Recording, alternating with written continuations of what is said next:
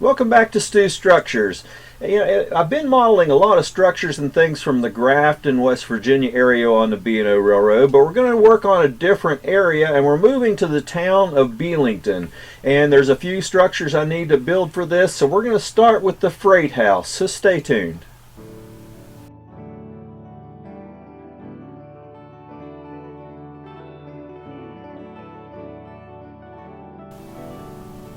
So welcome back to Stu Structures. I am Mark Stewart. There are other little towns that I want to model on my model railroad once I get to building the layout. And Belington, I'm not sure if I'm going to go on to Elkins where it actually met up with the Western Maryland, or stop my layout at Belington. It'll depend on the amount of space that I come up with in the building I'm putting it in when I get ready to make the layout. But anyway, I know that I'm going to have to model Belington. And there were several structures there in Belington that I want to model, so I'm going to get started on a few of those that are quick builds, and one of those is the freight house. Now I do have a blueprint for this building and I have a couple of pictures, so I have a little more to go on with this than I do with some of my builds. So I'm going to jump into this. It was a wooden structure and I have most everything I need to build this with, so let's just start building this, and we'll show you some how-tos on how to do some wooden freight houses. Now the pictures I have are not the best in the world, but I have a couple that, give me some fairly decent detail. This is one, even though the vines and the shrubs have covered up a lot of the building, it is good. And I have a few odd shots. This one doesn't give me a lot of detail other than the Cass Scenic Railroad steam locomotive that's there, which, just makes it a good locomotive or a good picture. This one was from during a flood, but you really don't get much of an idea of the building from this picture either. I do have this newspaper article from when it was torn down, which gives me kind of an idea of some of the structural elements that went into this building.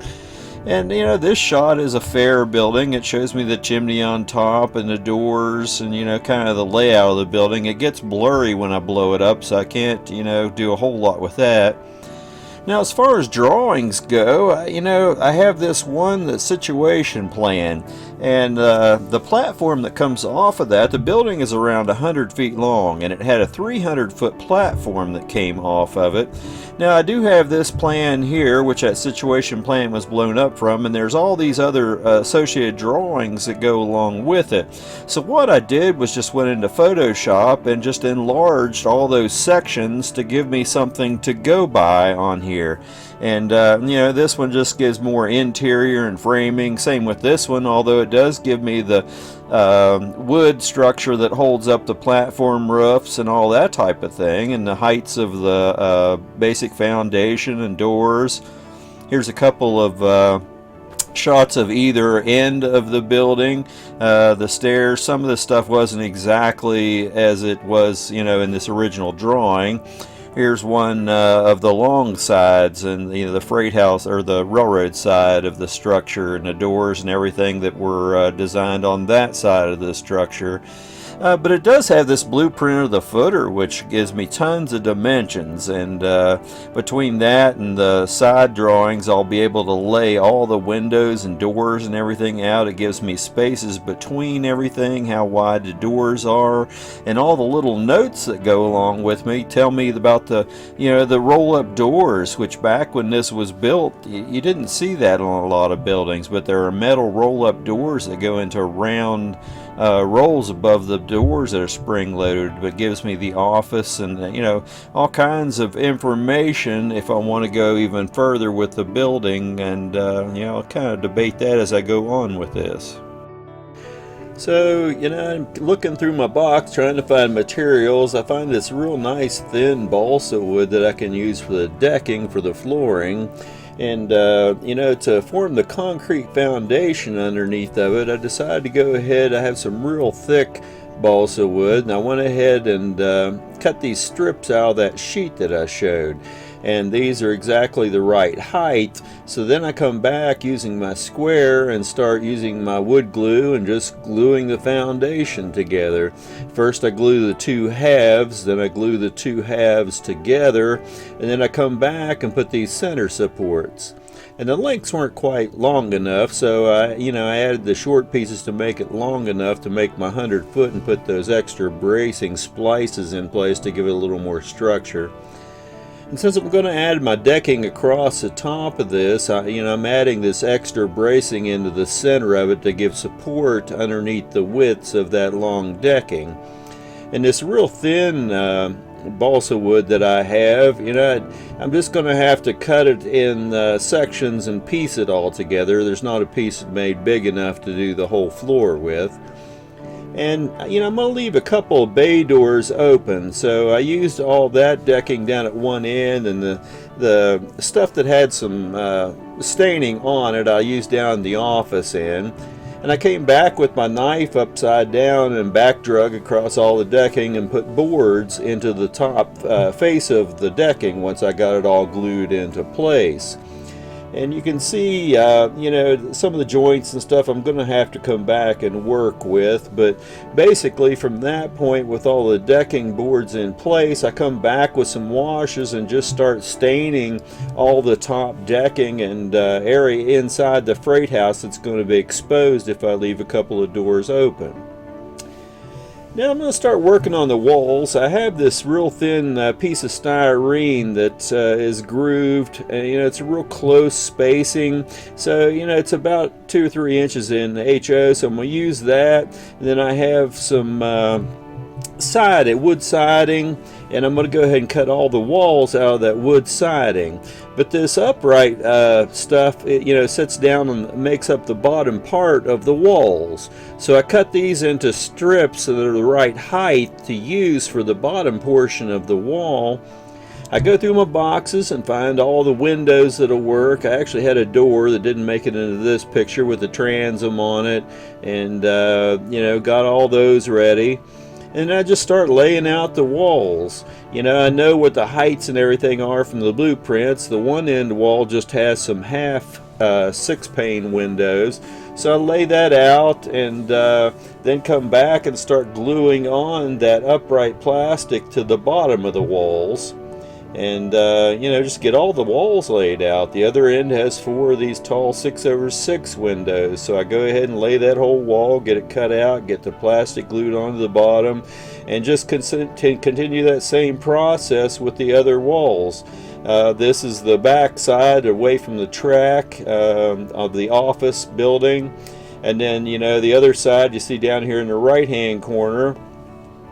And it has the only regular door in it.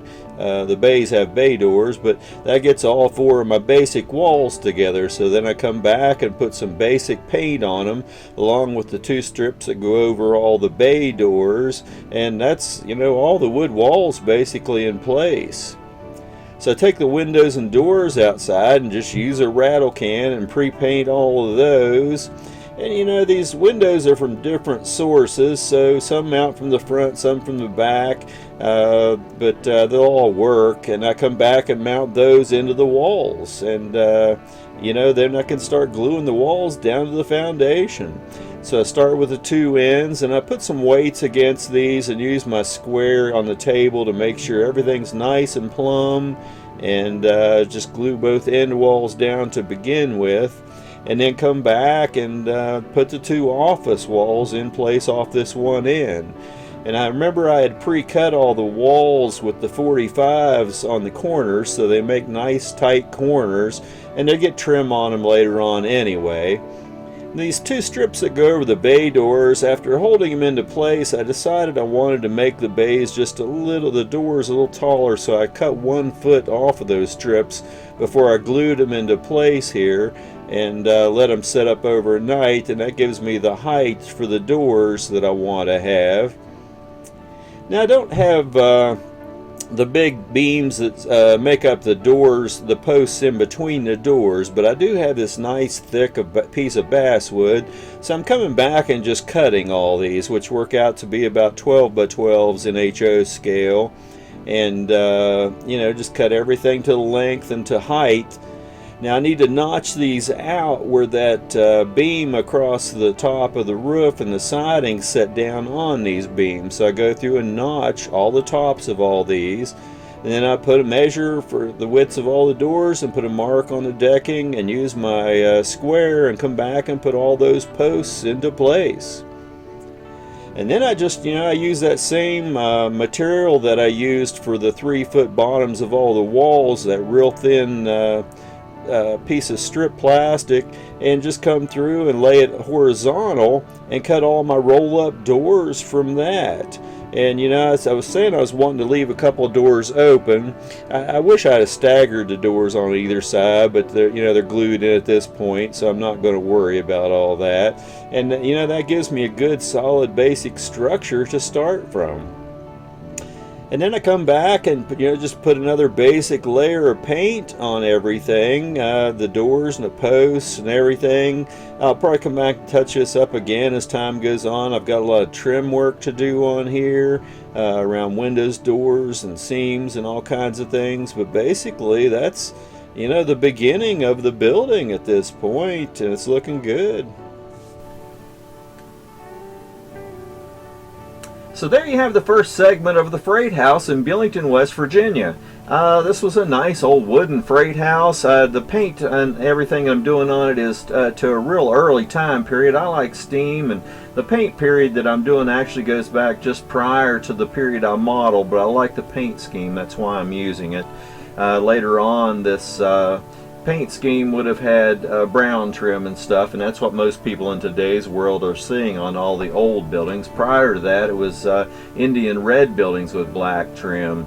And if you're modeling specific eras, you need to figure out what colors you actually need to be on the structures you're making.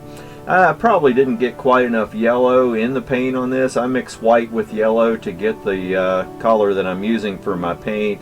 And I probably should have added a little more yellow, but at this point I'm going to leave it as is and roll with it. Did make some mistakes on the foundation. In the next video I'll show you that, and we'll go through and correct that in the next video. But in any case, it's coming together well. It's going to be a nice looking structure to start out my Belington area on the layout eventually when I build it. So it's just a nice build. I'm really enjoying this wooden structure.